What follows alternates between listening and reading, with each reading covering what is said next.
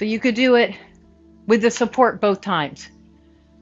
I'm doing it with the support first so that we can potentially find this idea in something that's a little more steady. So again, as I've been saying all practice, when you flow, harder to find activation of the bandhas, other than trusting that they're naturally activated all the time. So from hands on blocks, bend your left knee a little bit, reach your right leg hip height without turning your leg out. You could call it standing splits, you could call it supported warrior three. Now straighten your left leg by pressing your left big toe down and squeezing your left outer hip to the midline. Lengthen your spine. Your right leg is turning in a little bit. Imagine you've got a block between two legs. As you exhale, pubic bone to low belly. Inhale, relax your belly. As you exhale, pelvic floor to low belly or navel. Inhale. As you exhale, imagine stopping the we and then the wind. Inhale. Exhale, release the pose. I'm giving you those 3 ideas in a row as reminders of them, but you can do the one that works for you. So on side 2, I'm just going to cue the exhale and you're going to do the one that works. Bend your right knee, lift your left leg hip height, turn your thigh in, press your right big toe down as you straighten your legs, squeeze your right buttock in. Imagine you're hugging both legs towards each other or holding a block. Keep your spine long. Your inhale, you're relaxing your belly. Your exhale, you're zipping up, practicing Mula Bandha and perhaps Mula Bandha to Uddiyana Bandha. Pelvic floor lift to upper belly. Do that 2 more times.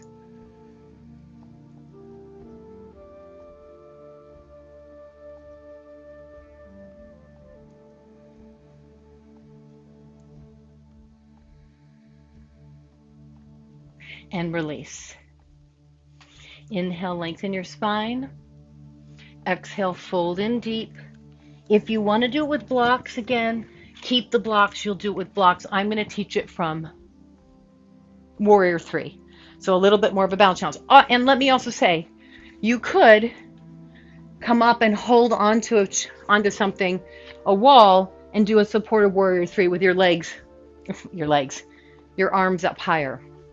The one thing I will say about this breath work and the bandha work, whenever you're in a situation you're feeling really overwhelmed, you may not be changing the situation, but doing this work for a few minutes might help you feel a little less overwhelmed or a little bit calmer afterwards.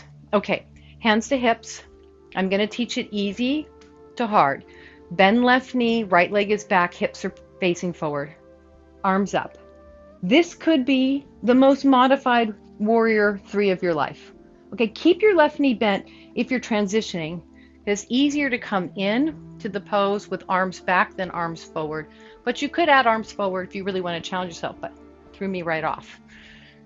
So you're in Warrior 3. Up to you if you're adding the bandha idea or not. 3 breaths.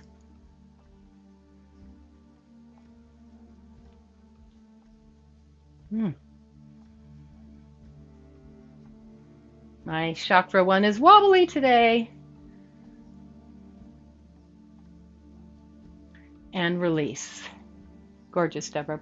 Bring your hands to your heart. Give yourself a moment.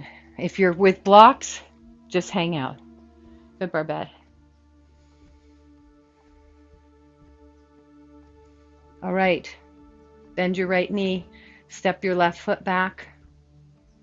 Hug your thighs in. Could just be this, arms up. When you're ready, exploring coming into the pose, arms back easier than arms forward. You don't have to add the bandha idea in, but if you want to, try it, try it. 3 breaths.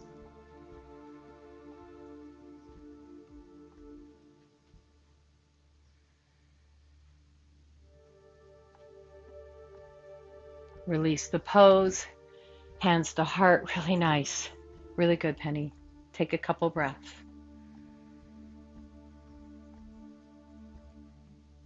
Okay.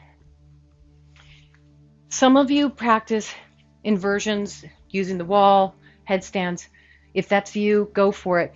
Everybody else, we're going to do the opposite kind of, in a way, of what we've been doing. So take your feet wide for Prasarada Padottanasana. This is going to stretch out. So we've been doing a lot of toning and lifting and toning and lifting. This is theoretically stretching the pelvic floor. Bring your hands to the floor blocks if you need to. Drop your head.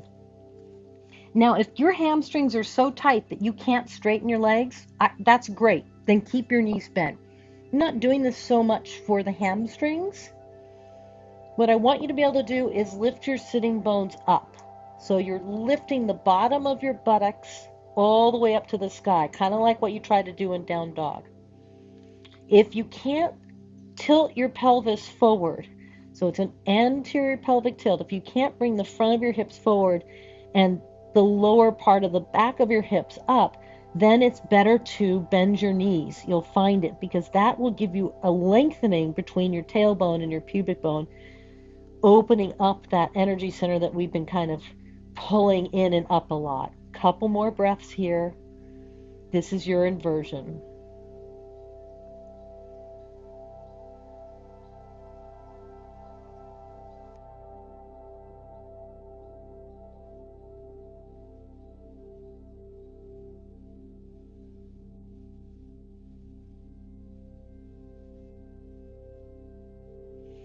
Great. Those of you here, come on up.